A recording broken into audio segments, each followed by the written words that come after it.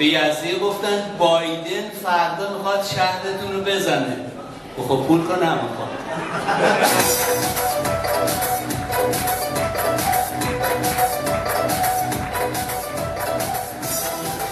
آقایون چند سال پیش یادتونه خانم‌ها یه برنامه تو تلویزیون بود که خانم یزدی پای شوهرشو با شیر و اینا میشست.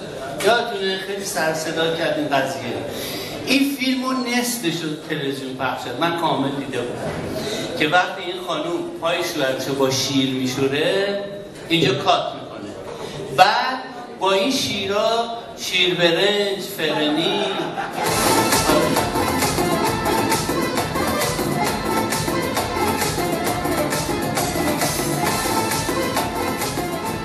ولی خداییش شما یزدی ببین شما نبودی خدات بوده. من از ونکوور کانادا تا سیدنی، یعنی از اون ور کره به هم چسبیدم، هر جا برنامه داشتم گفتم این که خدا انسان آفرید و گفت فتبارک الله احسن الخالقین، اولا که منظورش یزدی ها بوده، دوما معنی این آیه اینه.